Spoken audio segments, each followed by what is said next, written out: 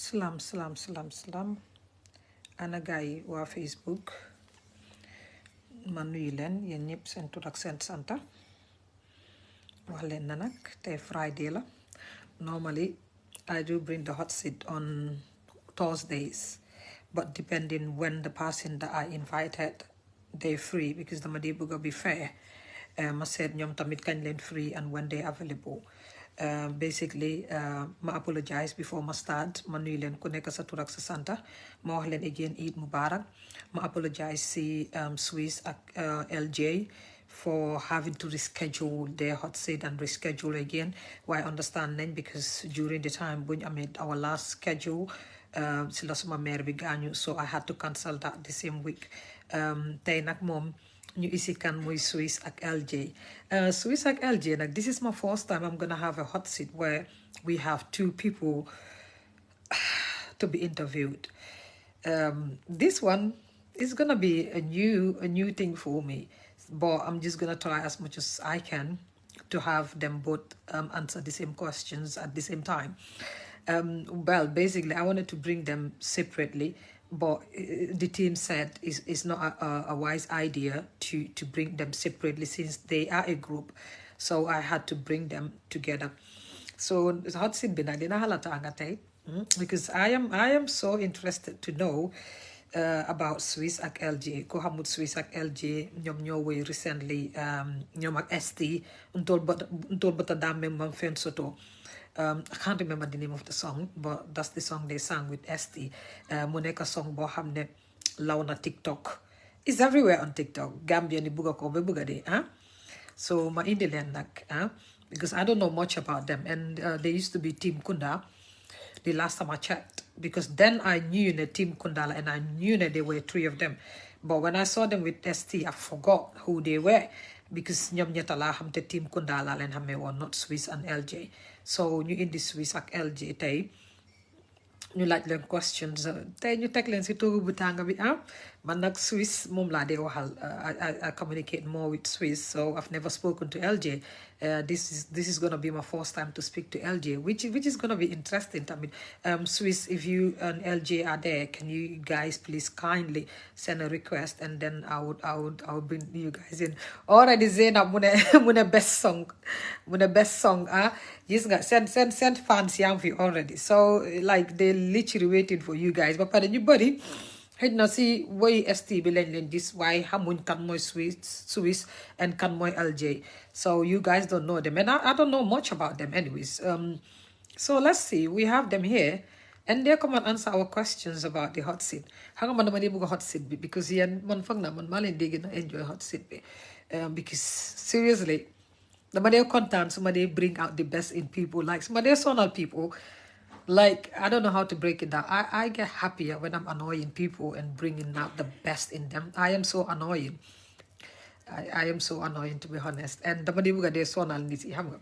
Après xam nga yenn artistes yi doo leen dee gis gars yi nii. So fii rek leen dee am chance bi pour xam nga cax-caxe leen soo leen yóbboo si beneen plateforme. Basically xam nga dañ leen dee like questions yi civilized yi xam nga di leen neexal seen Gambian artists yi. So you know what, this is not the platform where I will have to neexal these Gambian artists, especially góor ñi. Xam nga man dama bëgg a dee sonal góor ñi. Ma laaj leen again, su fekkee ne na ngi foofu Swizz ak LJ, please send leen request. So taabee video bi ñoom foog naa bi ma nekk seen first time Facebook live. I did explain, but I don't know if they understand what I said. So leen taabee video bi Swizz, there's an icon which is like literally two people, ñaari nit, kenn ku gàtta ku mel ni Swizz ak keneen ku gudda ku mel ni LJ. So leen bësee kooku noonu dina la wax send a request, and then you guys would send a request. No, Amature, they are carpenters. Why are you guys so mean? I asked for calls. Today is not a good day, so I just had a bad day today. My phone is on do not disturb, so not a good day at all. To be honest, hot seat, but I'm gonna cancel. So, but I said no, I've cancelled this. Swizz ak LJ cancel now, and this is the third time, so I had to bring them. Today is not one of my favorite days. Kan laay am foofu LJ nga am foofu noonu LJ, how are ya? Why is this that? yaa ngi cool. But waa yeah, maa léegi ngi cool man. Swizz Naka moom lu moo aat ni Swizz question.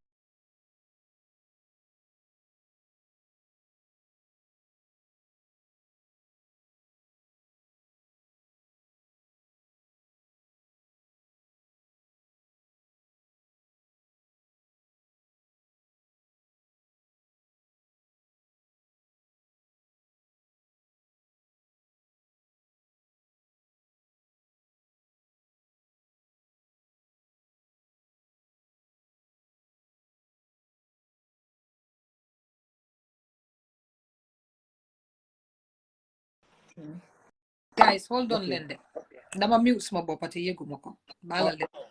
come Yeah. see mom.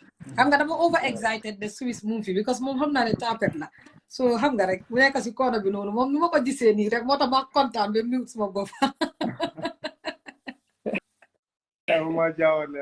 Dugi Swizz sorry Dugi waa xam ngeen la la please ñaan leen Dugi wax leen ko bàyyi ma mu ne suma English suma British English moo ko neexut moom Dugi bëggut suma English yi mu ne naa change suma English yi please. Yeah. Shout out to Dugi, by the way. Dugi sonal na ma wax leen ko mu bàyyi ma. Dugi So one. guys, welcome to Aji's Corner, LJ and Swizz. This is your first time, guys, and I guess this is your first time Tammy doing a live show. Basically, this is the hot seat. LJ, I haven't spoken to you. I spoke to Swizz, but I literally broke down what the hot seat is about, and I've sent him videos. So it's gonna be like, I want to know about you lot, like Swizz, LJ, how you guys came together, and I guess some of your fans too would want to know like who is LJ, who is Swizz, because this name recently ngeen work ST and we don't know much about you guys. So my bàyyi leen ngeen introduce seen boppa ngeen nuyoo, then you get to the show right away. Okay. Yeah, thanks for having us. Man, my LJ. I'm LJ of LJ and Swizz, formerly known as Team Kunda. Understand that? And that's Swizz. Yeah, Duolen music group, as people say it in the Gambia. And we've been here, I think, since 2016. So never gone. Even though LJ and Swizz we both mom gone because we rebranded in 2019, but it was Team Kunda before that. I will get to those. Yeah. I will definitely get to those questions. Yeah, definitely. Yeah. So Swizz boy, Asha. Yo, it's your boy Swizz. For those who don't know, you know, Sarawule bad man. You know, you make a new view right now, and you're having chance to sit on you, but maybe then come on catch later on. You know, we are here. Swizz ak LJ, like guys, like I said, ñoo fi woy recently ak ST intol bota dame imam feng soto. So dama bëggoon xam sax nag ñoom itol bota dame imam feng soto, but dinañ dem si loolu. Swizz ak LJ, I just wanted to know if you both are from a Gilead family. Na da ngeen jógee si family boo xam ne géwél ngeen, or da ngeen jógee si family boo xam ne you guys had like you just fall in love with music and decided to say, you know what, I want to be a musician, and he says he want to be a musician, and you guys came together and started singing. Okay. Well, actually, man, I came from a family that doesn't even listen to music. They don't like music. Yeah. So nekkuñ géwél. But I think music du yëfi géwél. Understand? It's yëfi talent la and passion. So man, fu ma jógee, I have no musical background, but I'm here doing it. And I think Swizz tam mu ngi jógee si different background, but he can tell you his part. But man moom mooy loolu. LJ loolu set na Swizz wax ma rek dama bëgg a xam comme like you guys not coming from a music background family, a music family background. We all know that they have difficulties in the Gambia with that.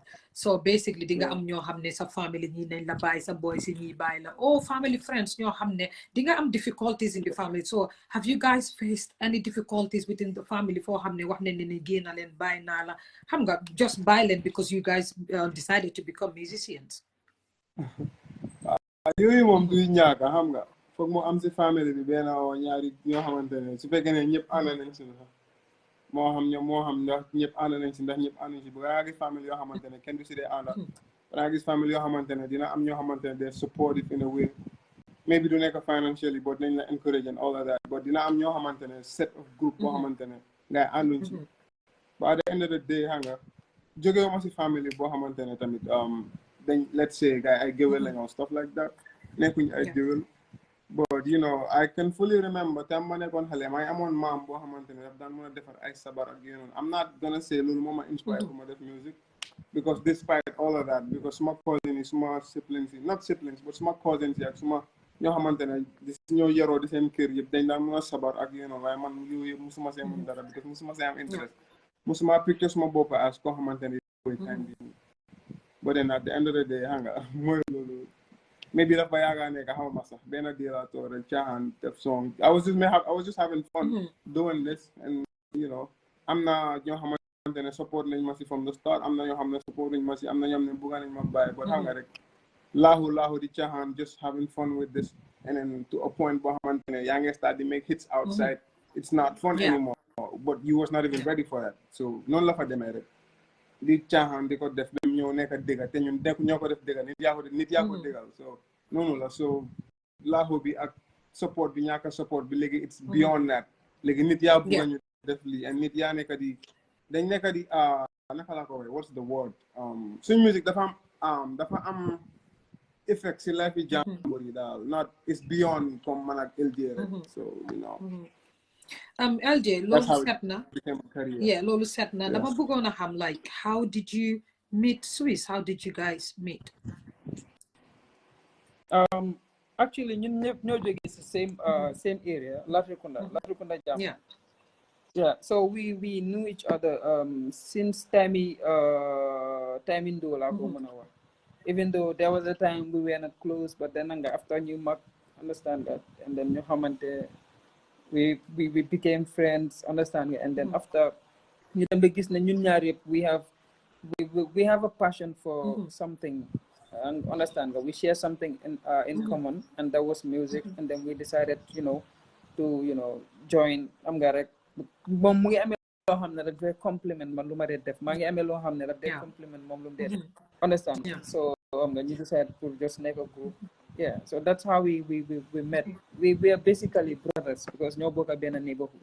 Yeah. Why they couldn't be a kid literally? You guys are not living in the same compound. No, they couldn't be a kid right now. But now and family don't take a kid because we are together every day, like super big booty.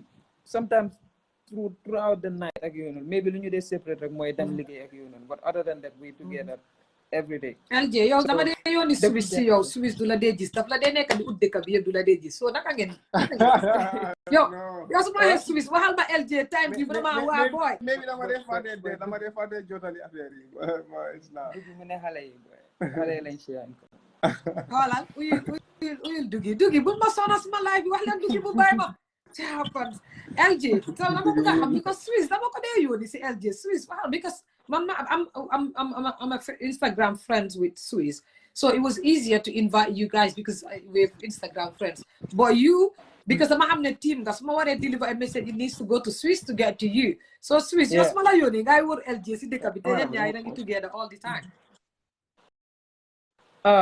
But we're together like every day, every time, all the time. So how much later? Maybe that's a ban you. Okay, the man boy, the man fatty boy. You never my boy, the buddy boy. So the man was that instead of more jotally, I'll be like, okay, then I'll go jotally, and at the end of the day, fatty now. Because currently we're on an album, so yeah, you did say. You did say. Yeah, I will come to all of that. I will definitely come to that. Guys, I wanted to know, like, literally, because when you guys sang this song with Esty, I didn't know who you guys were. So because the last time I checked, you guys were Team Kunda. Man bima lena muje ham Team Kunda la len hame. So what I just kept saying this song is a banger, but who are they? Because then Munuma remember face B. I just got lost. But Munuma, I couldn't bring myself back to remembering anything about you guys. I don't know if you guys went quiet for a while and did that song, but we will come back. We will also come to that.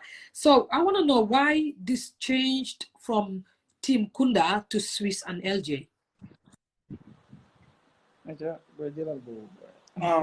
Team Kunda, it was the three of us.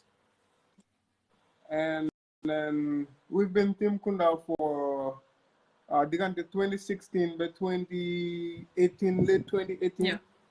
And then throughout period boobu noonu a lot of people ñoo xamante ne ñu ngi si industry bi comme the likes of X Miles sanga tur yooyu noonu nit yu influential yooyu noonu si industry bi façon nit yooyu noonu all the time dañu dee wax ne seen tur bi dafa it has nothing to do with music. It sounds so much like a hunting society. Come what you know all of the time. And then Seriously? we sat down at some point. We knew that okay, it makes a lot of sense. Team Kunda has I'm a more different music. Yeah. I'm gonna understand the point. It's not connected. And then exactly. And then buñ demee ba nga xamante léegi nekkaatu ñun ñetta léegi ñun ñaar la we decided, you know what? Instead of Team Kunda and Team Kunda has nothing to do with music. How about you just use our names because dang they gain a time on you like, oh hey Team Kunda, hey Team Kunda. Yeah. How about instead of Team Kunda, let's just give them our name so that it's gonna be easier for them to know who we are instead of Team Kunda.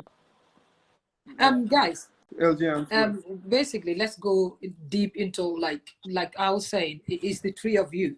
And when I posted the flyer, someone was interested also in knowing why is it that it's not the three of you anymore. Because the show is also about the rumors, the fabrication, the assumption. Right. Because we just want to make things clear so that and also the Gambia to know their artists better. Because they were my man. I love to hear from the horse's mouth. I had rumors saying you guys were three, but the third person, you guys, they're gonna help a lot. They're gonna they treat bad. I am telling you, because when it's the hot seat, we go and dig like the gossip and all of that. So you know, like rumor has in there, you guys were treating him bad. He later on felt like he does not belong to the group. So let them chase his son again for their bicycle, them chase it now and do ya ko buy ko am. No let them pass in do mu gis bopam dina group. So lolu naka la fa demé do wax len ju. Naka la fa demé. LG te dégg naa yow yaa dégg nan nekk di laaxa jànxay xam nga yooyu yëpp dina ñëw su leen def rek war leen dina naka la fa demee man actually man may good boy ci groupe bi nag mu ngo nañ dem rek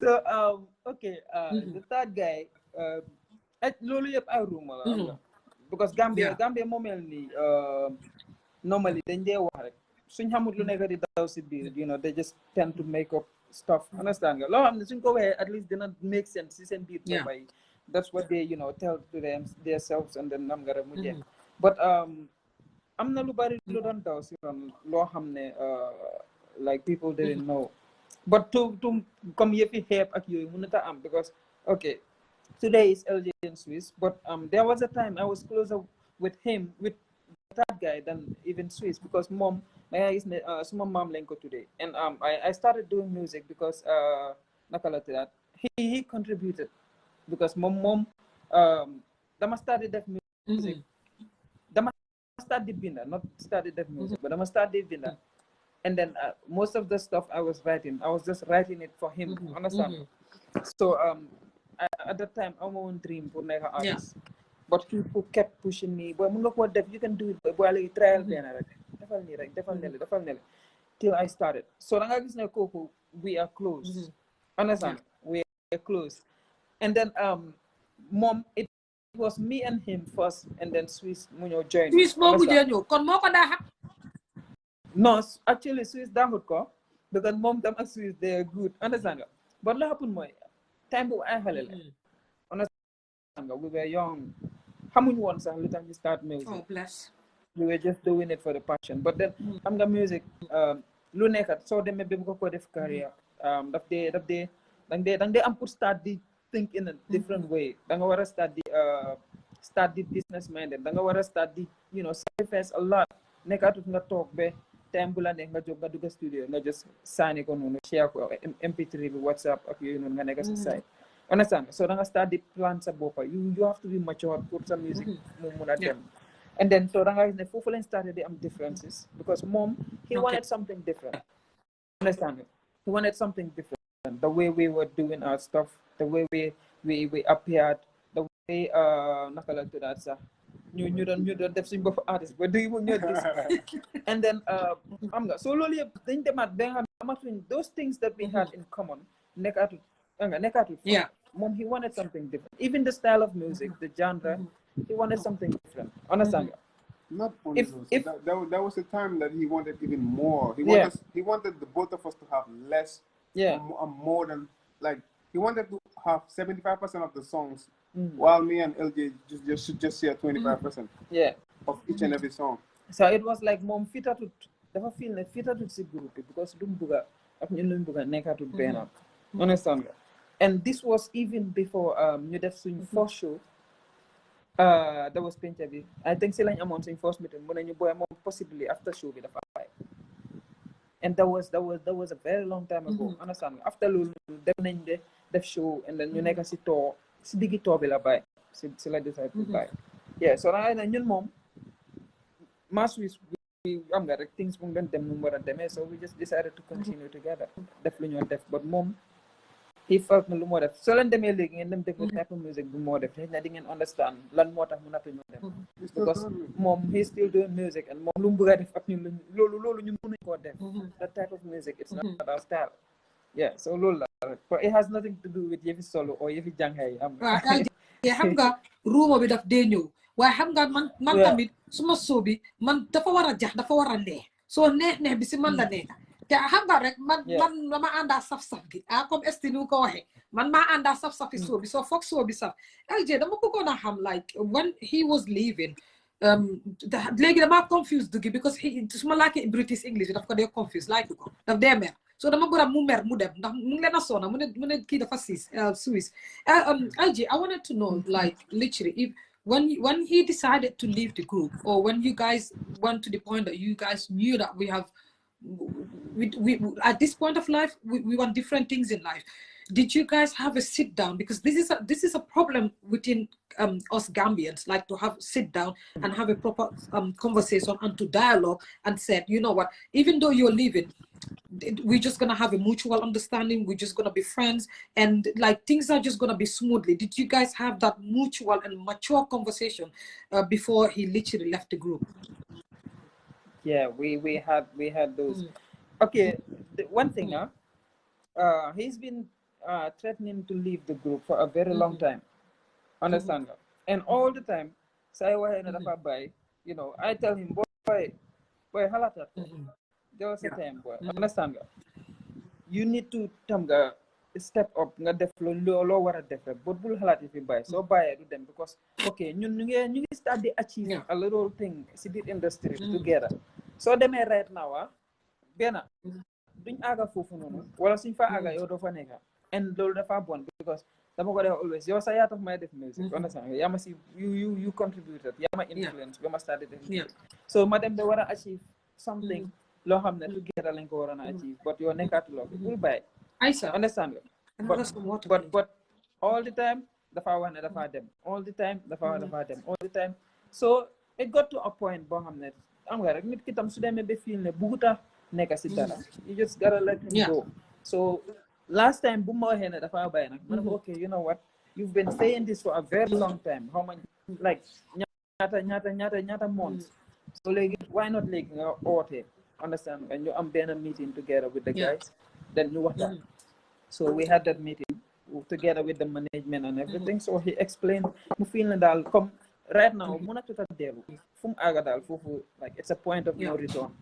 So ñun tam ñu feel na okay nañ tàggatoo together but gis nga pour I'll tell you one thing pour wala rumors yooyu were just rumors bu mu bàyyee noise bi dafa bëri because everybody was saying the team bi dafa tas moom si boppam he came to us and told us boy why not we do a song and then this song will explain everything, will tell people that loolu nekk di xalaat loolu demeewul noonu ñu ne ko non jarut ko because there are some things you don't need to clarify sa bopp di just explain everything nit ñi luñ bëgg a gëm loolu la ñoo gëm so moom he came with the proposal so su doon dëgga rumors yooyu they were true I don't think ne dina ko def so I think loolu la xaw ma boy wala si bëgg a yokk ba loolu la rumors yi ñun tamit dégg nañ nga so lu nekk nga dee dégg ba at the end of the day you know music bi tamit foog mu àndaa yooyu noonu su àndutaa yooyu noonu du dem definitely it's good that xam nga yow Swizz yow da nga bëgg a problème yow nit ku gàtta nga comme man ñun dañ bëgg a problème ñun foo ñu gis rek problème li ngeen wax LJ important na torop especially when it comes to someone who was among you guys so dama bëgg a xam like the third party bim génnee si groupe bi how did it affect you guys did it go to a point where you guys said we can't do it anymore. Like, because either way, and like or not, bim gain a handicap again. So I want to know, like, when he left, like, what difficulties you guys faced. Did it go to the point that you guys wanted to give up? I think yeah. So yeah, affect nañu. Xam nga soo lalee sa plans together with someone, understand nga loo xam ne yéen a ko war a achieve together. And then mom, he was important. He was a very important guy si group bi, because moom moo amee woon suñ hook si. He was the vocalist, the lead vocalist. Oh, I was gonna say, was he the lead vocalist? Because sorry, man, because people that listen to music like me, because I'm a fan of music and I'm a fan of Gambian music, I know that in every group, lead vocalist bisugene that they damage that group. So I was gonna come to that, but you can continue. Yeah, he was the lead vocalist. More than amazing hooks, yeah. Actually, man was Swizz, we were just rappers, then rap. Yeah, so I'm glad we wrote a lot of songs. We did a lot of songs. They were not released. We had plans. Sidigi told about it. Fega ñu non def suñ tobi. Okay, so I guess ne bum baye tobi fofu la upload M. And then after because show you mujé sa we demun defun ko. And then after I think rumors in the bina cost nañu tam open mic because possibly at bobu mënon nañu am open mic da nga gis ne dañ ko lose. But after we had to clarify, okay, tasuñ ñun ñu fi ba léegi. But one thing I'll clarify them mooy he was the lead vocalist, but Gambia so comme loo wax ne mooy lifin lead vocalist no one is su bàyyee rek groupe bi la dee tas. He was the lead vocalist, but he was not the most talented guy in the group. Understand nga? He was doing the thing because ñun ñoo ko jiital, and then he was doing the hooks because ñun ñoo feel ne moom moo ko war a def.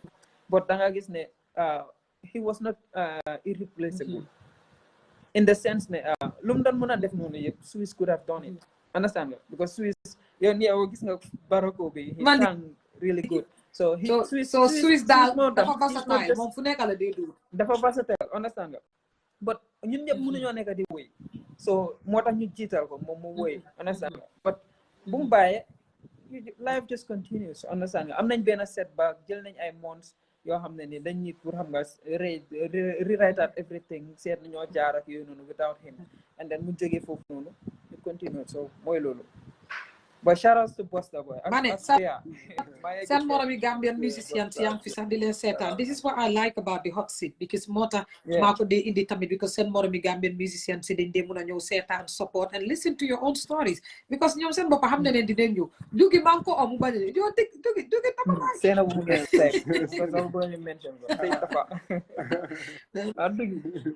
num to that LJ li nga wax is very important. I think that this is the first time you guys have the platform to sit on the media and have to explain about your the tap party in your group, and this is why Mantami Made like you know, because I like when you guys sit down and tell me the whole story and do they come answer the whole general public. LJ dama bëgg a xam comme since that happened, like Swizz, did that bring the bond more together, and like do you guys came together? And since mom he used to write the songs or you used to write the songs, I want to know who writes the song among you guys now, or your songs are written by somebody else. Because my best is songs yi understand comme ba ma jëlee ko à certain point say bu mbaye dama war a step up, because everybody in the management dañ mën lañ point ne ok say fu mu nekk nii dem na da nga war a step up, yaa war a jël suñu fukk si ak lañ yaa ko daaxa kañ di nga jël responsibility bi dugi mu ne yaa ko daaxa da no but do say his family bro nekkutoon challenge bu easy, but then hanga with time adopt now ak yooyu noonu hanga daf ñoo jël time rek, but then you know man sax suma bàyyoon tey su fekkee ne sax dañ ma I'm not naka laa koy I'm not irreplaceable, so da nga jàpp ne still group bi dafa dem, but at the end of the day hanga mooy loolu naka la It's like English, so they go all of the songs. Da nga gis ne ñaari rapper la, so ñaari rapper la. I remember that was a time. There's this guy. Shout out to Papi's 9 Graphics. That was a time. Bu ñu la wax ne boy, we needed a ghostwriter. Pour ku ñoo bindal suñu songs yi. And then kooku mu request suñu songs yi. Bu ñu ko seenee suñu songs yi, bu mu dégloo suñu songs, he was like, nah, ñii soxla ñu ghostwriters. Because both of us could write songs. Right now, mënoon nañoo toog write 10 songs. Easy. Liñ ci sweat sax. So yeah, da ngaa gis ne you know pour binda song nekkul suñu problème and ñun ñoo dee binda suñu song si LG daf dee contribute to suma writing dama dee contribute to writing am and then suñ demee studio we are always open to any idea boo xamante ne make no sense whether it's from the producer whether it's from someone that's just yeah so you know writing the songs is not a problem. Xam nga LJ moom xariti jigéen ñi la. So already LJ is getting distracted by women. Like seriously, LJ. No, I kiss LJ, wait, do you want free to come on you? Like, come at you? Like seriously? No. LJ, hang on, my dental question. If you ain't get chokas digging, you like chokas. Bye. Bala ma joke. Bull distract Swizz. Swizz, go ahead. Swizz, LJ, dama bëgg na xam like you guys, I wanted to know like your real name because LJ is not your real name, of course. Swizz is not your real name. So can you guys please tell us what your real names are? Lazy. I'm Modou Lamine. Yo, Modou Lamine Marong nga tudda. And he is Adama.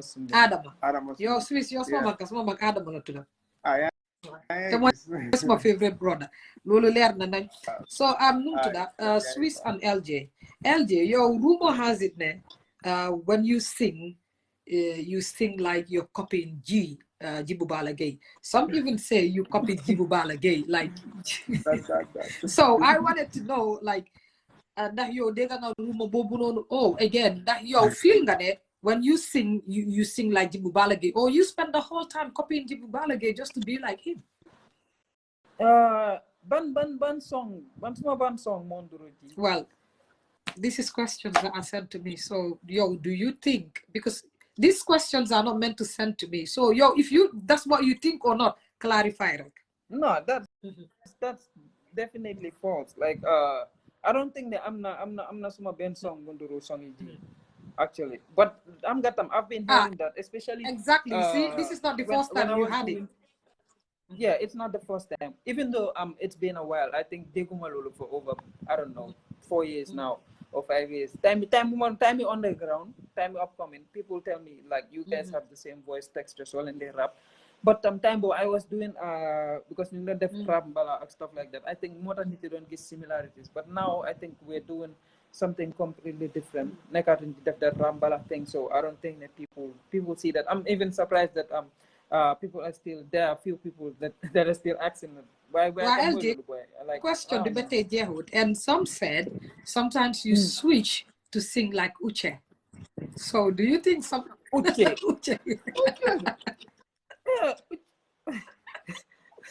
Okay, that's new.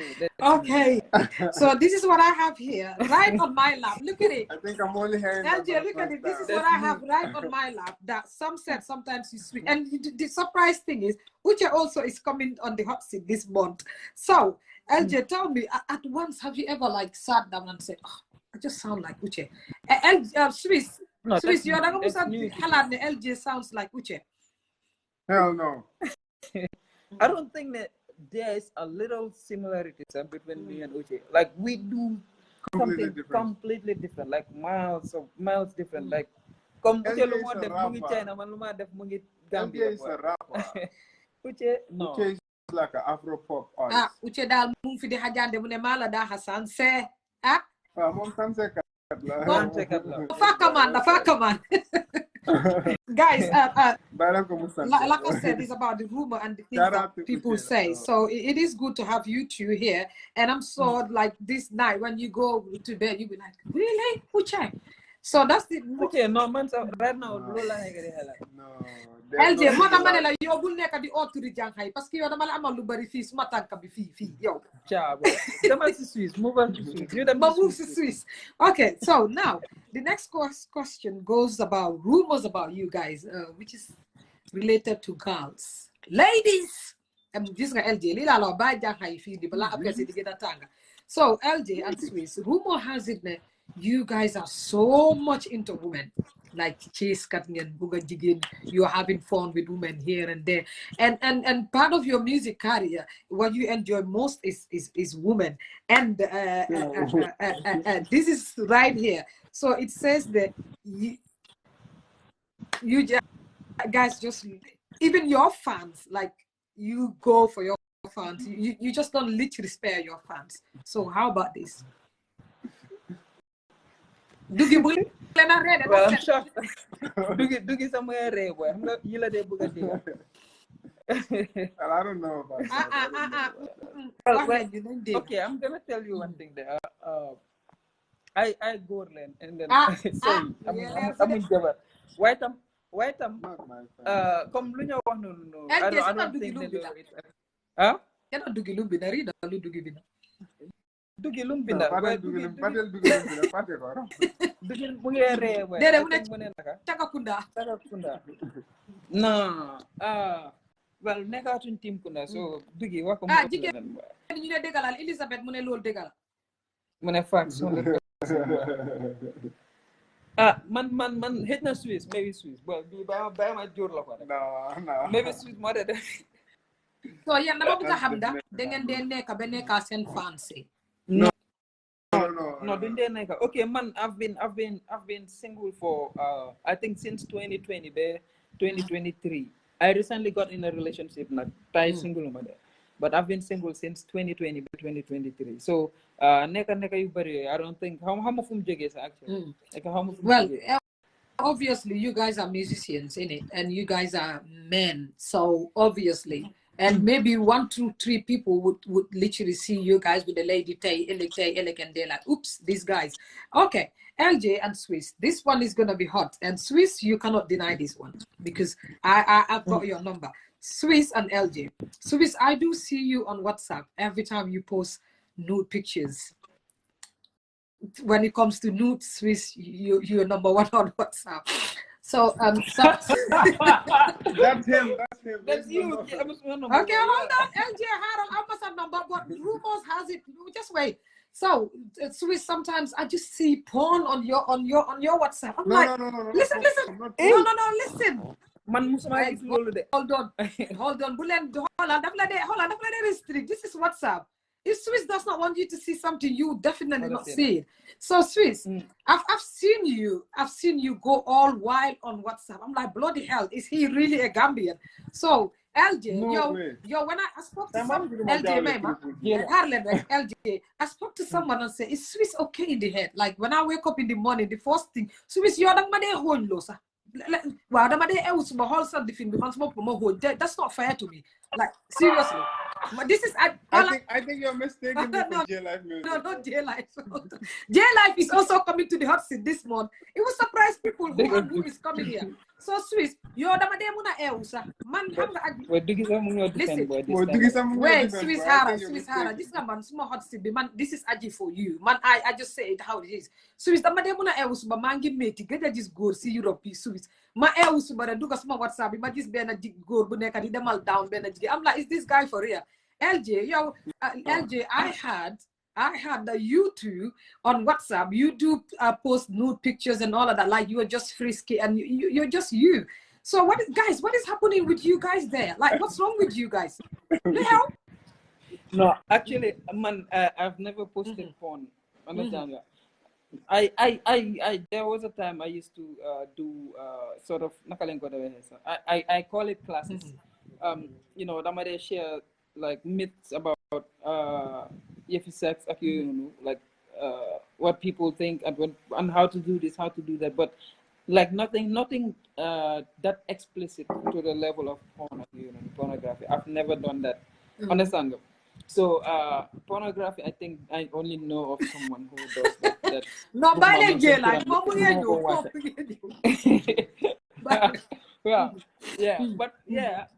used to have classes there, but LJ, okay, this we're going deep into the show. LJ, no, like what makes you think that like a typical Gambian person would judge you?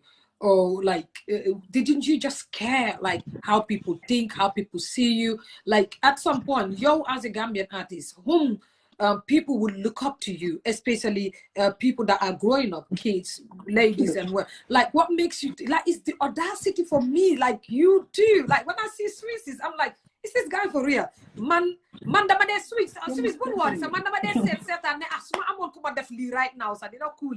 Man, follow. So yeah, exactly. So LJ, like, don't you think that like as a musician, as a public figure, someone that somebody else and somebody else and somebody else is looking up to, don't you think that those are areas that you should say, no, no, no, it shouldn't be for me?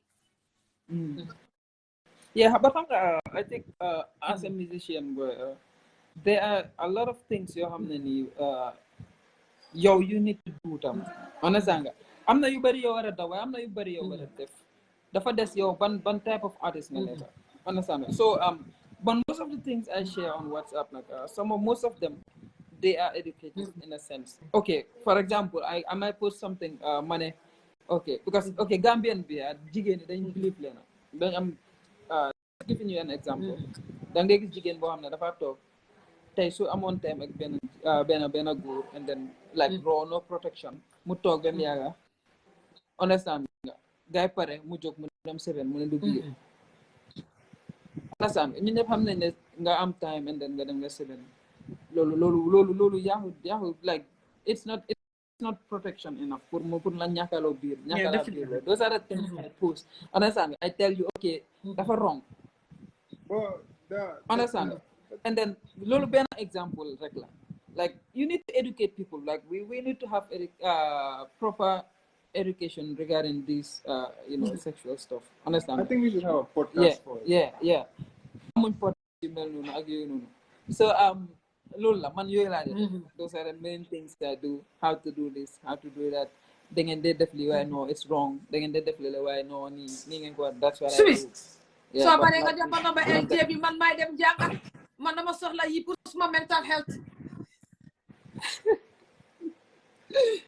waaye bul worry naa la living boy suñ master LJ like li nga wax am na solo because my platform everyone knows me as an open book.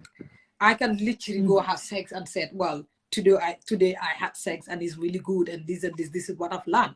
But that's why man ma am xarit yu bari yoo xam ne góor lañ su góor yi ñoo ma dee gën a follow góor yi ñooy suma xarit but like a typical guy I read a comment on my page today. Someone says, oh Aji, you're a Gambian that Gambians don't know and would never understand, but like sometimes man dama feel ne comme yéen yow mi nga xam ne góor nga nekk biir Gambia so how bless you so how do you think like society would look at you when you go out? Or don't you just care about the rumors around you and the shit or the shitty things that people would say about LJ? Don't you just care? Okay, so there danga they worry about on people's opinion. Don't say them friend. Because always people nini dinañ am opinion, nini dinañ wax, understand nga? But lo important more, you should know I can. Understand nga? And if you decide to judge me, because like the things I post on my WhatsApp or the things I sing about, I rap about, but because LJ is a different personality, so understand? Like I'm not I can fully suma here when I'm not doing song bu déglu and then mané gomut ne sax comme yene ñi ñoko doon wax understand? Because how little gomut lol and she knows me more than anybody else, but Mohammed, that's not my personality. Like, suma toge CV kër or suma nekkee suma workplace or anything. I'm a very respectable guy, understand? And I'm decent, understand? Don't musa fogness there are things I would say, understand? But that's just the entertainment side. That's but understand? So yeah, what people say or what people think, I cannot control that. So I care less. I do listen to it, like so criticize it. I'll listen to it and then I'll see if it's constructive and then I'm gonna say la si jël ak luma ci brutal. But du tax tam yow like yow lo sa opinion du ma defar man du ma mool. Yeah. LJ li nga wax loolu am na solo torop but again don't you think that yow si aar bi nga nekk góor you're tall, you're cute, you're charming, you're sexy. I wish your girlfriend could listen to this so that Muhammad because man, I like to trigger people. They bring out the best. Like you're someone that every woman would want to see and munch if you get it. So basically, don't you think that if you write things like that on your WhatsApp, women like me would be like, oops, I wanna like I'm talking from a perspective of a woman. Women like me would read it and say, oh, every time you post something like that, it would drag my attention to say, I want him to do that to me because this is how we think. And that's that's me. Man dama la wax jigéen num dee xalaatee. So don't you think that Lolo would drag women and bring more attention towards you for women to throw themselves at you? Yeah. I think even without that, like you get that all the time. Understand nga? Like foog mo am jigéen yu ñëw. Yeah, foog mo am jigéen. But loolu minute ne suñ ñëwee rek da nga war a jël gaay. Su dee dañoo def loolu kon ñun ñëpp dañoo bàyyi wéy. Understand? Because duñ am time Swiss mi laa xam doy rek. Yeah. So posting that minute ne tam dama dee da okay ñoom like I think even yesterday or day before yesterday am na ku ma wax lu mel ni understand but nah nekkul na ñëpp laa demee access like most of these people on my contact list don't even know where I live most of them they don't understand and dang dee gis ku ñëw ne dafa la bëgg a seet du la wax directly lu mu bëgg sax but dafa la bëgg a seet rek pour nit la understand we go to a place let's say dama la nañ tasee fii wala dinaa jaar boor bi wala dinaa dem but I don't welcome everybody at home understand so yeah jigéen yi su dinañ topp persona but nekkut ne ñëppay dal tam understand LJ dama bëgg na xam comme yow yaa Swiss like I think that should go with to you because dama ñëw Swiss regarding this topic dama bëgg a xam yow how well knowing that you're a musician ñun ñëpp xam ne musician nga nekk a musician bu góor te these are questions yoo xam ne everybody that comes to the hot seat we ask them because dafa dee nekk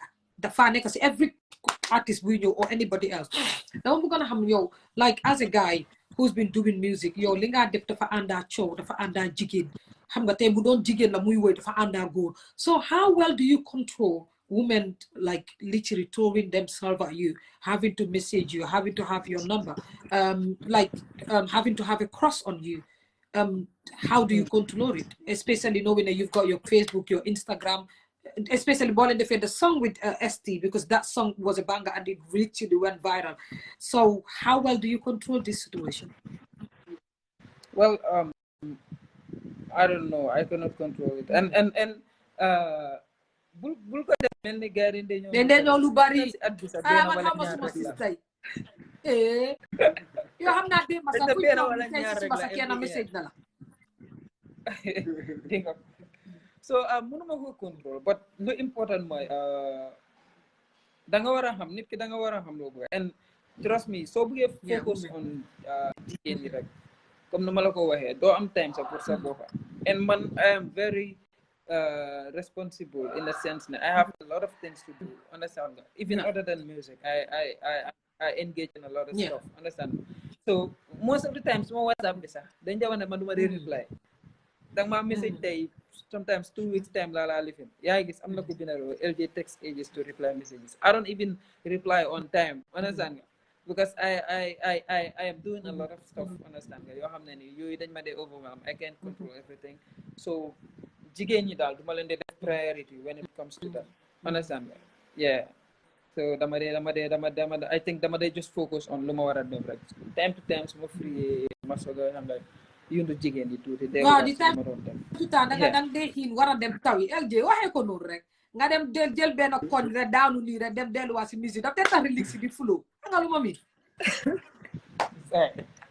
mo bëgg a dugal wax naa leen hot seat bi la di fii dara du fi dee yombe relix yi gis nga soo cancee relix yi duñ dee ñëw de te bi ndakat foo nga dem daanu rek affaire si relix yi mën na yomba so LJ dinaa dellusiwaat si yow regarding what you do after music so ñu dem si Swiss donc même Swiss tuuti Swiss you having to Swiss yow man dama la jàpp red-handed Swiss like having to read your WhatsApp status sometimes I'm like the pictures I see I'm like is he for real so I want to know the reason why sometimes you just post pictures like that and you literally don't care about who sees or what Gambians say. I'm not over here. I think you're mistaking me for Triple J. But then sometimes I'll be posting stuff in content. It's like is it love goals type thing? Which I think is nothing. I just think I don't know. Mandal, I don't know. I care less about what people think, what people say type shit. So, I just think certain things are normal to post like on a daily basis. It's nothing. So Swiss, Sarah ñu nekk di like jàmm ak having to post pictures like that. Come the same question through at LJ. Don't you think that it would drag women's attention to say, oh, this guy is like that, so I can easily get into his pants? That's not how it works. Because I can say if you speaking and they follow like my Instagram me or I mean, don't know, yeah, I think I I'm put your more Instagram friend. Instagram story. I think if you follow my Instagram, I got a lot of people there, especially girls that be calling me toxic and shit because nobody post for no. It's like I disagree with a lot of feminine stuff that I think is more than the feminine stuff. So it's I don't think even that I'm not time bonum because I'm always in the studio. Always. I'm a studio guy. Swizz, you also were hello man munna neka serne because like I said, I've never spoken to LJ. Today is my first time. But I literally when I send you a message, it would take a day. It would take it would take day two. But again, before so be there, when people do good things for me, I normally thank them on the show. I would just say I really appreciate the fact that when I told you that I lost my mom, you took your time to check on me all the time and spend your time to have a chat with me, like how you feeling, are you okay, are you coping? And when you did that at that moment, it's like that is what I needed, if you get it, from every other Gambian, like to check on me and see how I am coping. And we started talking to a point that we've never did, and I opened up to you about being stressed, being depressed, and all of that. And you were advising me about a YouTube channel and like a brotherly sisterly advice, which I really appreciate because artists kiss internet bila de correct. So you took your time to check on me and how I am feeling and how I am coping with my mom's death, which I really appreciate. Going back to the topic, Swizz, balaa ñuy dem si LJ, si society buñ jógee Gambian bi moo laa hold the smallest thing and they judge you, and they've been judging people to the point that people like me, we don't care anymore. I just sit on the internet and just say rah. Man, I just hate the fact that you have to hide the person you are just to satisfy other people. So like having to do what you do, people be like, oh, Swizz Lila, they post Swizz Lila. The first time I saw you post something, I'm like, bloody hell. I spoke to someone that really knows you, someone from Kunda, and said, bloody hell, is this guy for real? Because man, it's normal to me. It's okay because being a Gambian, those things are the smallest. Because man, this nothing cinema all of those things are normal to me. Like seriously, even on the bus, seriously. But like the typical Gambian or the other Gambian people that you are having there will literally judge you and spread stupid rumors about you. So Swizz, yo, how do you control women that would literally throw themselves at you or call you or message you constantly, like to the point that they will harass you? Come to look at LJ Wahed, it's not every girl that throw themselves at you come there as a man, not you can bring your son if I'm so correct. You have to go for it. But Sometimes I'm not saying it's about test, but not okay. Look at it this way. Come, if everybody knows what's inside and everybody's talking about you outside, come Lord Jar, what's your word at the end of the day? Yeah, I don't know if you understand what I'm trying to say. I don't know if you get it. Yeah, so I've got a very hot question for you two. Since you two say the same brain, the same ideas, Mota, you guys click and be a musician. So, like with your post and all of that, if any Gambian woman wanted to come to have a threesome would you guys do it?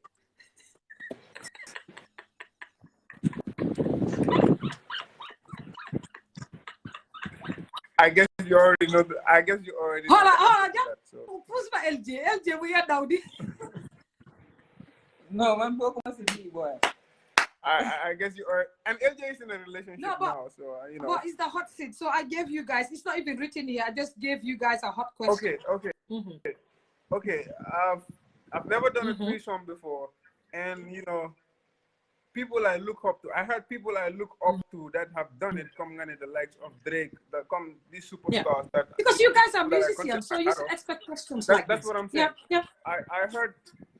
I heard them in interviews saying that it's just a fantasy, but at the end of the day, it's not really it. You know what I mean? It's just fantasy like, but to have one person is better than having two people. We'll answer when they are listening. So we go back to LJ. LJ, I'm gonna have beside doing music, like Swizz, if you wanna answer before LJ, I'm gonna have beside doing music, what do you guys do? Like, are you guys working or into something else? Yeah, let me answer first. Okay, right now I'm currently focused on music 100%. You know, because LJ is super busy. You know, small busy. Small like busy like half of mom they busy. I think right now then you're over. You know what I mean? So to maintain a balance right now, I'm focused on the music 100%. But then I also be trading here and there, doing this and there from time to time, because at the end of the day, you don't who's gonna feed you at the end of the day. LJ, do you want to tell me what you do besides music? Because you said you're busy, and Swizz did say you're super busy to the point that you have to hold on to most of the things that you guys do together. If not, the music, your music career will go down the hill. So, what do you do that keeps you this busy? Well, besides music, well, I don't know how to start. Well, I have a business that I'm running. I have a store. It's called Morella Graphics. Yeah, it's my business, and I'm running it. And yeah, I have another thing that I'm doing. I don't know what my No, it's all right. LJ, on the graphic business you're doing, I just wanted you to go deep into it, because the people are watching now and other people are watching later. Because so they banga brand sa wala nga musician ni. People like me would love to buy or do anything with LJ, if you get it. I listen LJ na ko defi hamulo ko Gambian musician. So if you can break down your business, maybe someone else will be interested to come and work with you. Can you do that for me, please? Yeah, I have a print store. It's here in Latrikunda, Jaman. No, it's all right. You can go ahead. So we focus on like almost all sorts of printing, from, let's say, billboard, banners, what they're down to even flyers and stuff, even phone cases. I'm not new bari like most iPhone cases. So I'm a iPhone, and then you want to print it. We do that. Understand that? Guys, Basically, we're branding and stuff like that. Then they brand out. Understand that? Le business is bari so I'm a business, but we have brand. We help you with that. We print, we design, we do a lot of stuff. Understand that? And then nakalap to that. Right now, you see sort of expansion. Guys, I think is the reception there. Oh, okay, go ahead. Yeah, I think someone more on yeah, call. no, Yeah. So nakalap to that, sir. Also, I'm working as the assistant to the alcalde of Latrikunda. Understand? So occupy, because almost every alcalde work in Latrikunda, I'm doing it. Yeah. So right now, those are the major things that I'm doing right now. LJ, Lola, I'm not sorry, because I was even I spoke to someone recently who wanted to make a flyer, like we wanted a flyer, and the person said, "Oh, what I'm gonna do is, do you know one of them in what's it called, Team Kunda? One of them, he makes flyers, so I would rather go to him and he does the flyer." So I didn't even know it was you. So yeah, definitely he did say that. Oh, Kennedy, he knew the way LJ ak Swizz Kennedy updated for flyers. So I will go to him. So yeah, LJ ak Swizz, dama bëggoon a xam, like basically, do we have a new song coming? Like, what project are you guys working on? What new song? Because Swizz, I spoke to you the last time and you said, my LJ, then they're busy, especially at night. We spend most of the nights in the studios, and we're there. So dama bëgg a xam, what are we expecting from you guys? we're about to drop a new song. I think video bi moo paregut moo tax mënuñ ko drop, but like as soon as possible like dinañ ko drop. Bugga nañ daal maybe end of this month su dee possible na mu pare or early next month. waaye da ngaa gis ne xam nga issues especially with time yi rain season bi ak yooyu noonu pour nga shoot sa video dem pare dafa nekk problème. But that's gonna be called, the song is called Inshallah. Inshallah, as in Yalla, or by God's grace. It's dropping, and then after Lulu, possibly we'll drop the album, or we'll drop another promo, and then the album will come. So right now, it's the album belang maker now. Barako is track more the first track of the album, and then the other songs too they're coming. So this year, Mom Gambia, enough music of Elgin Swizz. Swizz, I hope I'll be one of the first to get the teaser song to share on my platform, because I'll be proud to be one of the first people to share on my platform. I'm gonna put money, LJ Swizz man, because I love to brag about things like that. That is given to me first to share, and I would love to share on my WhatsApp and all of that.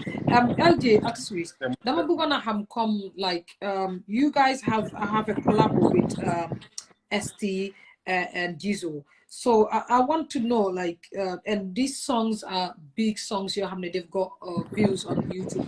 I wanted to know if you guys have plans of working with other Gambian artists. So, do you already have a collab or collabos with other Gambian artists? Right now, ST lañ am moom ci album bi, and then maybe nañ fa am yeneen Gambian artist, but plan nuñ pour am fa benn Gambian artist bu over mag already. Maybe the up and coming, or ñoo xamante ne they are the same level with us. Right now, loolu moo nekk target bi, and maybe the most lu ñu bëgg a def moo nekk maybe am fa benn international collaboration, and then that's it. As someone said with Attack, so don't you guys think ne war ngeen a indi loo xam ne tamit comme Attack daf koo humbal mu taasu si mu jox ñu taasu bu neex, because like I'm a fan of Attack, he's cheeky. So someone said, yeah, we have a song with Attack right before Barako, before Barako again. Like we have Jel Jelly with Attack already. That one is not gonna be on the album, but then we already have a song with him not long ago. I don't think we're gonna have him on this album. Maybe after album, you know. Boy, shout out to Answer. Okay, guys, dama bëggoon a xam like LJ ak Swizz, yan pour ngeen wax ñu yan as musicians, we had so many musicians, even suñ ñëwee fii dama leen di laaj question bii nii ñu dee mourn about the difficulties they have in the industry, mu nekk si producer si, mu nekk si promoter si, mu nekk si xam nga bugg a kii defal la lii waaye da nga am pour struggle. Like I wanted to know, like, what is your main struggle in the industry as Gambian musicians? Well, I think finance my main problem, because music dafa share. Understand? Everybody tells you, boy, drop out something, boy, drop out dara, boy, drop len, boy, yena ngi gëdé drop. Understand? But su dee nga bëgg benn mediocre music wala benn song boo xam ne loolu dafa génn rek du dem also spend something maybe $2,000. Understand nga? And then the video doesn't spend $10,000. But so that loo xam ne ñun because ñun dañu high target, so that nga bëgg something of high quality, understand nga, and then loo xam ne dafa nekk luy nekk loo xam ne nag gars suñ ko dégloo dinañ kontaan. You spend nothing less than $100,000 pour nga am the whole package of the sound and then the video. Understand? So imagine music bi nekkul di fay because soo defut show te ñun ngeen ñu def soo defut show naka la tuddaat sax doo am benn income, understand, because in Gambia amul doole that much. So imagine léegi fans yi ñuy demand ngeen def at least 3 songs 5 songs per year, or nga def album, and then you get expect videos yu bari.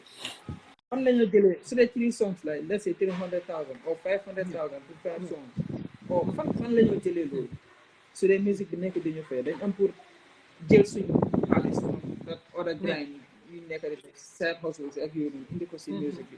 Understand nga te loolu dafa métti moo tax ma ne always finance moo nekk problem, and we have been independent since day one. ñun kenn musut ñu amee, understand nga, ñoo lay amee seen bopp day one. So finance moo nekk suñu main problem when it comes to music, ñun suñu music personally. Yeah, other than that, we can, because producer yi dëgg la dañ bari problème dugi mu ngi fi waaw dugi waaw anga yeah, man xam naa yeah, dugi bu and baax man di ma nekkee Gambie xam naa we dugi. work with him. Understand nga? He's one of those producers yoo xam ne, you know, they've been really helpful from day one. Understand Shout nga? out to Dugu. Shout out to Dugu. 100. Since 2018 lañ started liggéeyam moom, and then he contributes a lot, even si music yoo xam ne dafa réewuñ ko. Yeah. Understand nga? For example, I'll give you an example. Barako, understand nga? There was a time it was in his studio. Understand nga? So producers yi problème buñ dee am ak gars mooy delivery ak time. waaye da ngaa gis su xaalis bi bëri xëy na doo am problème boobu with gars because du busy so money talks soo ko tegaloon 20 taw léegi mu bañ la sa say pour make sure ne song bi dina pare so moo tax ma ne overall la yëpp xaalis may problème yeneen problème yu ndaw yi promoter yi ak yéen ñooñu nekkuñ suñu tàggat taluñ gars sax duñu xalaat gars ak seen problème ñoom jëlaay the promoters comme promoter yu ndaw yi ñooñu taluñ gars yi comme ñooñu kula ñun xaalis bi rek su tegoo ñu ngi cool taluñ promoters yi because ñun mun nañoo promote suñ sooy boppam without them we don't even need them at the end of the day. yan li ngeen wax am na solo torop LJ ak Swizz dama bëggoon a xam like in the music industry recently, I also asked everyone that comes to the hot seat this question. Recently, we had Gambian female musicians mourning and complaining that they don't literally have the support from the male Gambian musicians. The Gambian music industry is male dominated, and Yom Jisu Sisen Boba, and which of course they get Rice and Kente like Hatan, and they've been doing the most, but they feel like they don't belong. So do you guys feel that the Gambian music industry is male dominated? Yeah, it's male dominated. It's not just Gambia. Lulu Funekala. Yeah, Funekala. It's male dominated. But there are different factors. Understand? Happen. I think Gori ñoo gën a bëgg music. Nañu waxante dëgg. Waxuma bëgg music pour déglu, but pour consume. But bëgg music pour def music. Understand? I think Gori ñoo gën a bëgg music. And then su jógee si loolu jigéen okay, I would say in the industry dafa industry bi it's built for them because góor yu bari dañ di advantage su leen jigéen nga and then nga bëgg a def understand like you want to work with benn producer or you want to work with benn promoter or you want to work with benn songwriter or nga nekk jigéen sometimes most of the time da ngeen dase am difficulties yoo xam ne xëy na borom daf naa bëgg a loolu daf dee am but then tam jigéen ñi dinaa ko wax xam naa du leen ne but tam jigéen ñi tam I think dañ lazy comes to music production because dinaa ko jëlee exemple si ñun buñ doon start demul si kenn pour dimbale pour ñu mun koo may understand demul si kenn ne ko ok dama bëgg a woy man I get that all the time jigéen ñi da ngaa gis jigéen bu ñëw mu ne la dama bëgg a dama artiste la dañ lay ñëw sa ñu ne la artiste ma ne la am ma songs no aw ma songs dama bëgg nga dimbale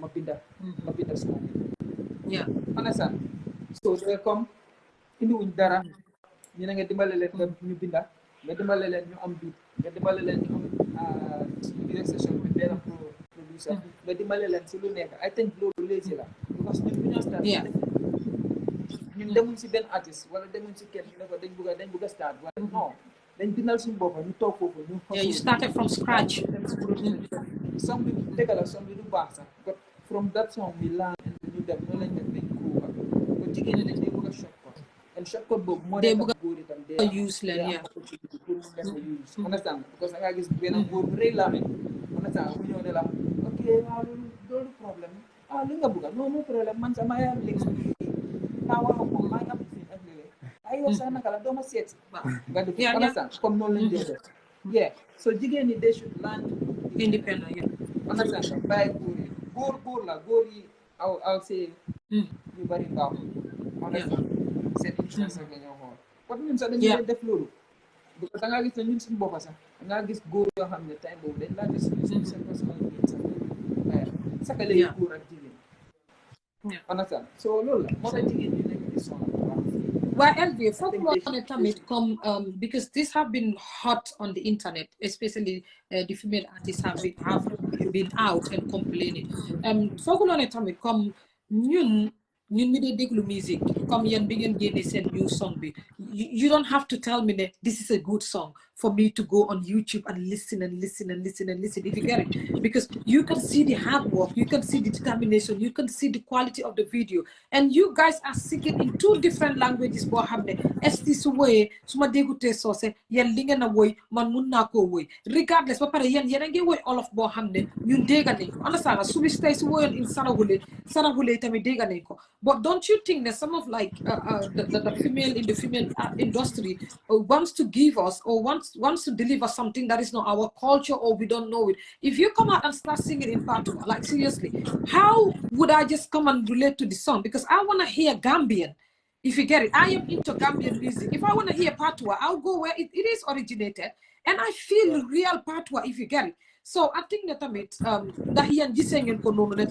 if they deliver hard work, determination, and a good song, you don't like, for example, our Gambia. You don't need to tell us they go and support our Gambia because she is delivering something that we all can relate and sing and balah lenyam. Like, don't you guys feel that the problem for them to look into, like, search through within us, you connect up for God and heaven's sake? I think your law it's not a question. Your law answer the problem already. Because I can fully remember the Yagurek, a couple of weeks ago, there was this artist that sent me a demo and boom, just record, and then I dig look put after my work was my feedback.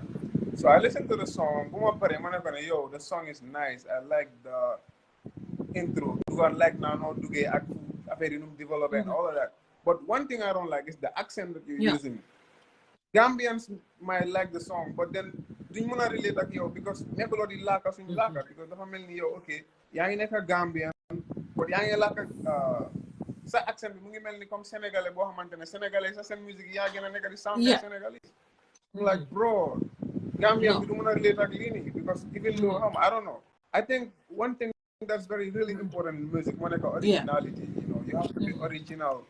Nga gis suru dara sax nit from from England su déggee sa song su déggee sa accent bi nga xam automatically ok kii nii from Gambia la jógee or kii from Sénégal la jógee soo laakee yenn façon part ba ko dégg wax ne kii from Jamaica la jógee comme originality, just be original. Yow nekkal sa boppa. Don't try to be something that or someone that you're not. Just be original. You don't see Davido trying to sound exactly or trying to sound American. You don't see Yusuf trying to sound Gambian. Exactly. Even though all of them they always say all of them. But Senegal is all of. So be yourself. Be proud, Gambian.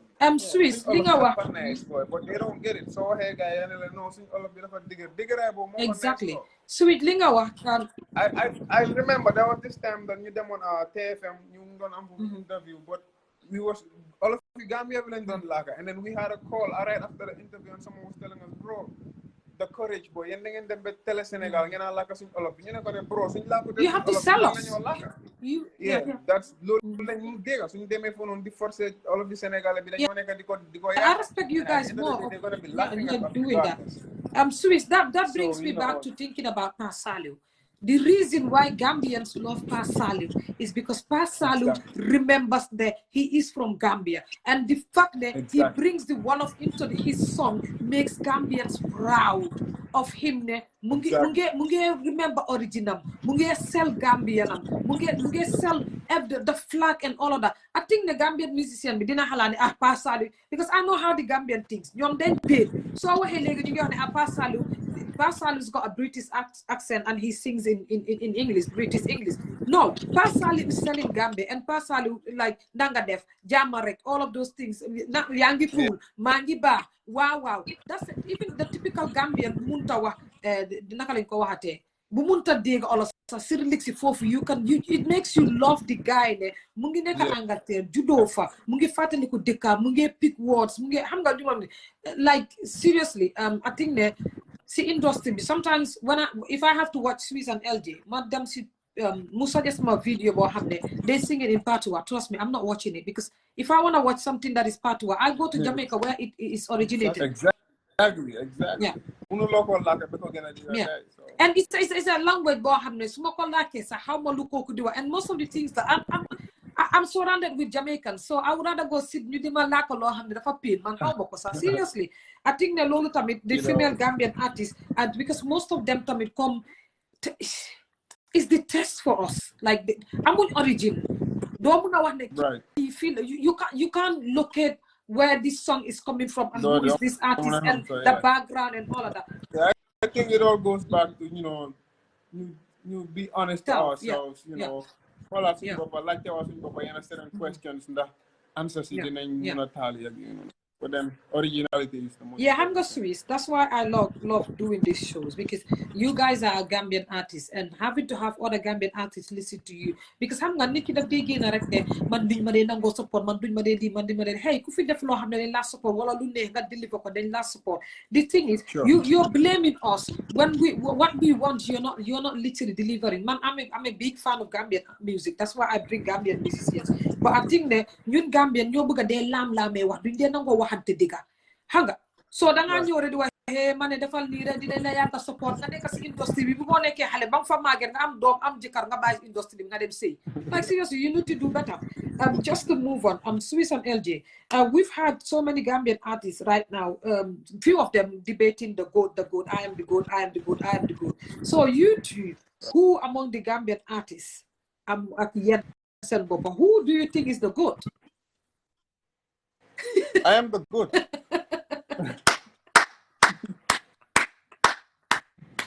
To be honest, where I'm from, I am already a legend. I am a legend where I'm from. I'm an inspiration. You feel it when you're outside. The way people look at you, the way people talk to you, the special treatment. I am a legend where I'm already from. Whoever claims whatever they want to claim, let them claim it. But to me, I am the goat. Wow, Swizz muna jël na goat bi from ST Atta. No, I didn't say nobody's name. I said I am the goat. ST is my big bro. Uche ak ñëpp waaw mooy di goat. Waaw LJ yow kon nga foog ne mooy di goat si industry bi. Well, talking about goat, I think nit yi understand lan la mean, some people cannot even tell you what goat means. Yeah, I did say that on ST's hot seat. I am the goat. Yeah.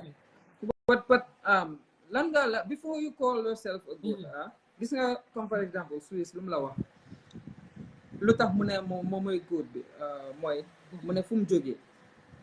Understand dafa achieve lu bari foofu noonu, and then I think foofu noonu kenn amu fa anything close to loolu noonu, so loolu moo tax mu ne moom he is the goat in his own way. Keneen ak keneen I believe ne loolu ku si nekk am na reason bu tax mu ne mooy goat. But so dañ ne okay, the greatest ever Gambian musician, you cannot be the greatest ever Gambian musician fekk yow sa carrière bi amagut 10 years. Understand la? Come on, nekkatuñ di respect ñun daat suñu njaay luñ fi def. Nekkatuñ di respect loolu noonu. Ñooñu nga xam ne ñooñu dañ am carrière ay more than 30, 40, 50 years. Understand la? Ñu ngi achieve loo xam ne ni time boobu at that time Sénégalais te amuñ ko. Understand la? Ñu ngi leen a oo gars yi ñu ngi dem toog biir Sénégal te time boobu ñoom Youssou Ndour sax ak yooyu noonu amaguñ loolu. I think ñooñu noonu nekkatuñ di respect loolu noonu. Yeah, you can be a goat, but man pour man booy yëpp I'm just gonna be honest. Booy yëpp seen wax yooyu dama ko gisee as waxi kibir da nelaw eewu naan sa benn at naka la cop sa boole ebe boo xam ne di saf kaani baa di saf rek. nga start di wax sa bopp ne yow yaay understand you cannot ebe baa saf rek understand lu caaxaan role bi time LJ time I won't fail to mention SD because SD I can fully remember in 2016 xam nga mos nañoo am interview long time so sama la remember interview boobu gars laaj ne ok right now si artiste yu fi nekk kan ngeen foog ne moom comme kan ngeen bëgg a topp ak role model. We mentioned SD specifically because at that time SD was doing his thing. Understand? He wasn't this big, but he was very big at the time. SD was touring Gambia chapter. The tempo can never run the develop. SD Munganduga ay Kasamas. Yeah, he's a great musician. Can never run the develop. Understand? So Mungan achieve lo hamne and this other guy too, ANC was achieving that. Guy ñu doon achieve loo xam ne booy nekkuñ di achieve loolu booy ñu ngi am fii combo bi fii nii rek understand nga time boo Alliance Franco Afrique ñu ne ñoom ñoo nekk artiste su gën a bambo la gars yi bambo understand nga ST lu mu achieve he achieved it for in I think in a long time time frame because ST has been on the top since 2013. Si lu ma mën a remember. And then 2023. That's 10 years now. Understand? So ST, I'm not right for Bopam the goat in his own way. Understand that? I'm not right for Bopam the goat. But other guys, I think problem with more complex. No, then hot pen at time, but hot 3 years, and then always a Bopam goat. You cannot do that. Understand? Comme na boy liggéey nañ am career 10 years ñun ñëpp nañ am career 10 years career 15 years career 20 years on top wax ma la career 15 years boo xam ne yaa ngi nekk at bu kenn xamul 15 years boo xam ne yaa ngi si kaw nga comme ST constantly and we should respect each other understand nga ku si nekk lu ñu bàyyee ko rek na ok kii lii la at ñu bàyyee ko understand moo ko yeeyoo I think la war a demee Swizz ak LJ yan at this point fan ngeen gis Gambian music industry bi naka ngeen ko gisee do you guys think ne things are getting better mu ngeen dem forward and how best nga foog ne léegi industry bi is doing better than before when you guys started foo leen gis industry bi di dem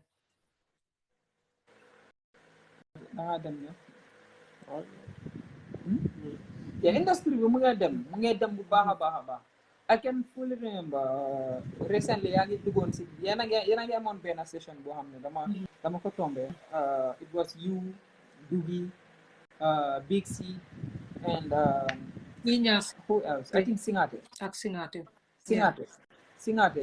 it was regarding that Tira Job saga with Ruga. Yeah, so I think that was the first time some Madugasi platform, and I saw the yellow industry with them, and then Dugi was insisting the industry with them class. There was this other promo, the Father Nakanla, I think Nekofi, Kokotamuya and the understand. And Dugi was outlining the reasons. Well, what big scene you got me put some yeah. I even commented how many. This now go big C, comment section, man, not enjoy yeah. I disagree, even though I respect Big C. Understand, artists like Waham, Ñun bala ñoo door, I've been listening to Big C. Shout out to yeah, the views were different because I felt who on the industry with them I think Nekulo did follow industry. Industry will have over them. Ñun suñ short term buñ legacy industry bi rek level buñ nekkoon. Time pour achieve greatness. You just need to Faisal Alliance. You just need a one song. Understand? Time boobu loolu la woon. léegi kenn ñemewut a dem foofu def fa show. Understand? léegi yaa ngi xalaat dem Faisal stade bi. Understand? Faisal stade bi boo yaa ngi Faisal stade bi boo yaa ngi dem too Europe léegi. Understand? boo yaa ngi dem too Sénégal Casamance di def ay shows yoo xam ne seen own artiste nekkuñ di fa Faisal. boo yaa ngi am streams numbers yaa ngi am ay millions of views understand nga time boobu soo amee 100,000 da nga ko dee celebrate understand nga boo yaa ngi am léegi mi ngi tax léegi mag yaa ngi déglu suñu music xale yaa ngi déglu suñu music everybody is interested in Gambian music industry baa ngi dem everything yëpp soo ko tegee yëpp a ngi dem everything mu ngi dem ñu war a demee even though at a very very very slow pace mu ngi dem understand so dee mën nañoo achieve lii in 10 years because I'll say 2016 ñun si la 2016 yu fi nekkoon yëpp ak compared to léegi boy dafa over different su dee léegi next 10 years boy mën nañoo am something close to lii luñ achieve si past 10 years yi trust me boy international boy talking about Faisal Estade I know a lot of artists yoo xam ne they are very big artists outside comme international artists la everybody knows them in America musu ñoo am numbers lu boy de am si seen show si seen stade dip bu ST Faisal lifin bi stade bi ak Jizo ak yooyu noonu I think ay nga man ak yéegoon ngeen ko he commented mais ok Gambia bu ndaw boobu noonu sax artistes yaa ngi def lii lu tax ñun Sénégal mënuñ ko am vidéo boobu soo ko tegee YouTube di nga gis soo loo xam ne Gambia ñu ngi def dara ñu ngi achieve loo xam ne nii léegi mu ngi toj bëti ñoo xam ne ñu si fi I can remember Stone Boy or Shadow Wali someone mus naa comment tam bu mu gisee show it was Popcorn mus naa comment bu mu gisee suñ number si suñ benn show understand so come on ñu ngi dem place bu ñu discourage di ñu wax ne demuñ fenn ñu ngi dem place yeah it's hard but it's moving. Swizz and LJ, I'm a fan of Gambian music, and to be honest, man, suma bopa, as a woman who is so much into Gambian music, man, suma bopa mun naa leen a wax ne, mu ngee dem ba pare léegi da ngeen jël attention of everyone, even the babies, because most of the time yéen soo leen génne music da nga gis xale yi sax ñu leen a video ñu ngi ko woy. I see Gambian artists di post xale yi ndaw yi nga xam ne ñu ngi memorize seen songs yi. Dama bëggoon a xam Swizz ak LJ, do you guys have a manager? Sorry. Do you guys have a manager? No, currently we don't have a manager. Currently we don't have a manager. What we have is a management team. Understand nga boo xam ne ni dañ tasaare role yi manager bi tasaare ko to guy because lu xew mooy since we started we've had lots of managers. Understand nga but none of them kenn si ñoom musuta deliver yoo xam ne ni ñun loolu lañ sonn. Understand, we should not deliver. And then them feel like, okay, relying on one guy to def all the workload, lu manager wara def. And then they could do def daf no delay bu baax. So what we did was, like, you know what, the family, because boy, if they are not professionals, they are not trained, they just wanna, help. Most of the management managers you they appoint, you feel can more for them. They just wanna help. They don't know the business, understand? So like ko jël understand that? Okay, boy, you're in charge of Lee, you're in charge of Lee, then you simple and you oversee everything. Yeah, so we don't have a manager, come specifically like key machine manager. Right? So do you guys want to keep it like this forever, or you guys want to just keep it for now, temporarily, then later get would management a manager for like a permanent one? Yeah, it's not like manager right now, so okay. But so they, as far as this ko xamne mën nañu def everything luñ soxla as manager. I think it's better ñu ñaka am manager bo manager naxate manager fake manager lifin ñu understand yeah so ñu ngi ut manager bu correct ko xamne ni dina mëna def liggéey bu suñ ko amut we'll go with this as far as possible. So while you guys are looking for a manager, are you guys only concentrating on a guy or a female, or it does not, the gender does not matter, whoever can deliver the job, whether woman or man? Yeah, the gender does not matter. The gender does not matter. When I'm the good jigéen bu para tay xam nga aduna bi just get the job done. tay gender yi bari ko pana ko ra jigéen so any gender fi nga gis lu nekk fi unknown gender sa nga fi si dëkk bi di dag fi nga na ya yaa jinna fi between gender sa am na lu nekk the recognized as gender. Okay, Swizz LJ loolu am na solo torop. Okay, I seen a Gambian industry mu ngi dem a little bit good.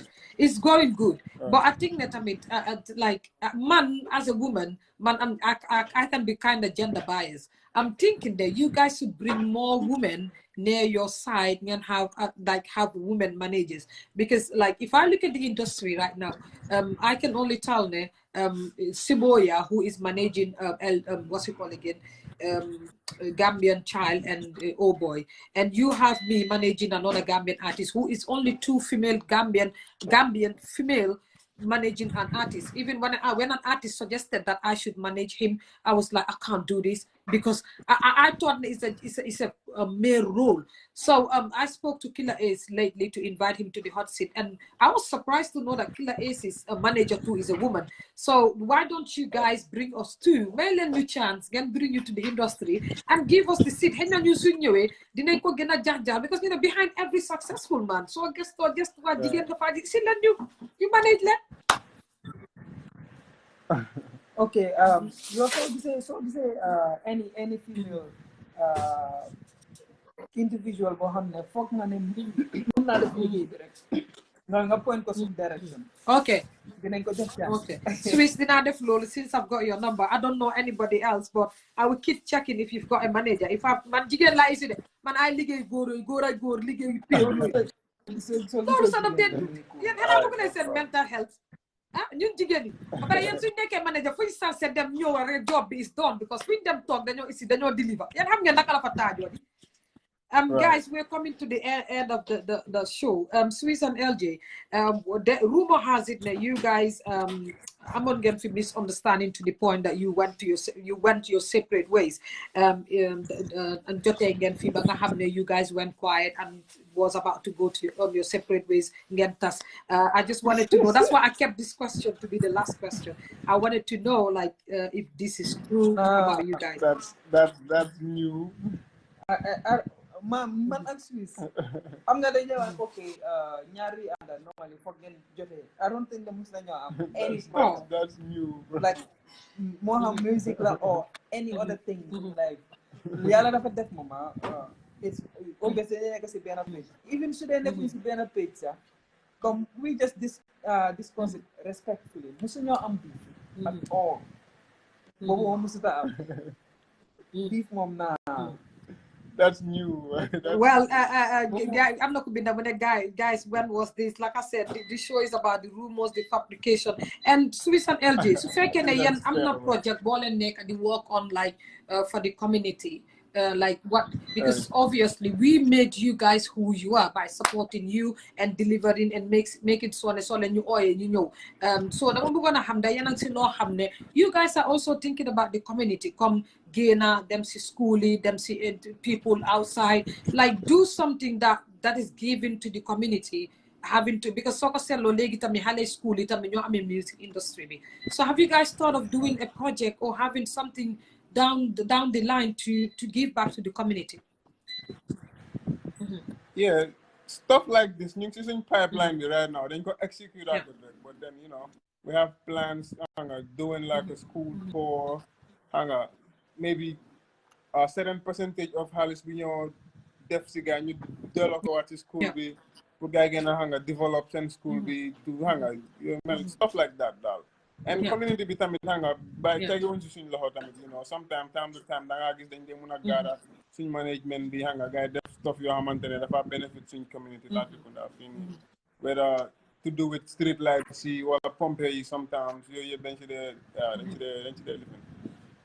dugal suñ loxo maybe duñ ko dee advertise di ko wone ak yooyu noonu but you know dañ ci dee dugal suñ loxo tamit. I think that is really important because always ba pare xam nga soo leen génnee nit di leen gis tamit kat dee gën a tax ñoom ñu génne na bëgg a feel ne ok you know what ñi am nañ suñ jot ñun tamit dañ leen war a gën a mun a jàppale. If you guys have something that you want to say LJ and Swizz before ñu dem maybe ngeen bëgg ko fii bàyyi because tey suñ tegee views si later other people will come and watch ñi nga xam ne dem nañ liggéey ñoo xam ne tamit mënuñoo dugga so am na loo leen bëgg a deliver to the whole community, like the Gambian artists, people watching, the whole Gambia in general. Or if you guys wanna say something that you had in mind that you wanted to say, since you have the chance to be here, you can go ahead.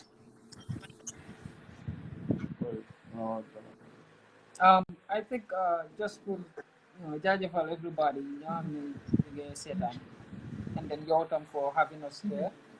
And then am na ñoo xam ne ay maa ngi doon gis comment section people like Tony mu ngi contribute mu ngi joxe idea on a lot of stuff yoo xam ne we couldn't get into it but gis nañ ko appreciate nañ ko and then appreciate nañ seen time ñoom ñëpp understand nga di leen wax ne they believe in us understand nga and most of them, like people like Tony, Spear, Costa, and others, they have been there.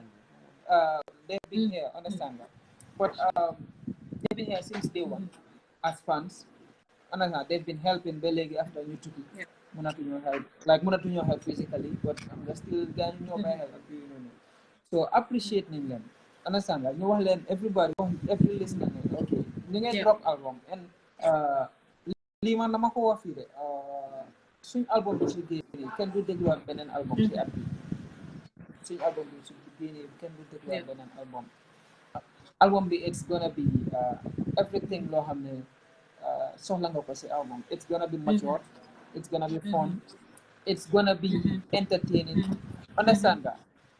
Okay, so I'm gonna let Madi, he kept saying it. And Yeah, na diko educated. binda de. Jali move for one day, basa. Jelly Madi. Yeah. Jelly Madi. Maybe Well, one Jelly of the Madi, maybe in the future, not in this project, but maybe in the future we'll work with him because Jelly Madi is no Yeah. Jelly Madi is Yeah. photo of him. Understand? Yeah, maybe in the past, I try on monitor material and yeah, because we don't believe in collaborations. We collaborate. Yang mentioned okay, Jizul at ST, but collaborating with Babu, and I think we want to first song to 100,000 plays on YouTube. Right. And collaborate on like even Flexman of the old picture. We want to continue first song. Collaborate on like G. So then they collaboration from the final. Inshallah, we'll do a lot of collaborations. So are you guys open to collaborate with any other Gambian artists as long as you guys feel the song is good? Because I'm got hot seat you body ñoko de setan especially Gambian artists yi na kenn mu ngi bëgga especially people like Fula Gangster he when he came here he did say that they struggle pour collabo with other artists because maybe it's the type of music that he sings, but like just for you every other artist to know of upcoming artists you guys are you guys open to do a collabo with every other artist? It does not matter who it is. Fula Gangster we'll work with anybody. We have a lot of collaborations with Halayo Hamda. Maybe for whatever reason, guy getting win songs. Yes. But we have lots of collaborations. We have a lot of collaborations. Yeah. Recently, we just did collaboration with Viper. Yeah. Recently, we did collaboration with Timeless. Yeah. We did collaboration with we have collaborations with a lot of artists on the upcoming land, underground land. Understand? So anybody. We're down. Yeah, to be honest, because Fuller did say, like, when on his hot seat, he did say he struggles a lot to get an artist to do a collab because of his type of music, Chagobi and all of that. So I felt it for him because he. Gangster, time to time, I've been reaching out to him, just to tell him, whatever you're doing, keep on doing. Oh, did you you watch it at Swizz when he said that? Yeah, I saw the clips. I saw the Yeah. clips, like the little Yeah. here and there. But then, him personally, I do reach out to him from time to time just to encourage him, tell him, keep doing what you're doing. Yeah. It's taking you somewhere. Before young artist music, nobody listened and He started did doing stay, this. Everybody started paying attention. So keep doing that. It's gonna take you places. Yeah, I think like mature Gambian artists like you lot should encourage him because I've got his number. So after the show, I will literally send him a voice message and ask him if it's okay. I'm going to feed in number and ask him if it's okay to give I'm not an artist yet, but I love to take people's permission first. Then then I will send you his number because that's what he needs at this moment. I call him the more because I spoke to Fuller behind closed doors where it's not an interview, and he literally told me how much he struggles within the industry, and I'm like, bloody hell, it's painful for him, and he's young and he's his person. So if you guys can literally encourage him, I would really appreciate that. So guys, before you them, I don't know which song a cappella or whatever you guys a little bit are you gonna do. Can do they not avoid it? Tuti rek sama ndax ndol bata dame ngena way Crosby or send some S or anything, just a 1 minute thing, please. Yeah, dama.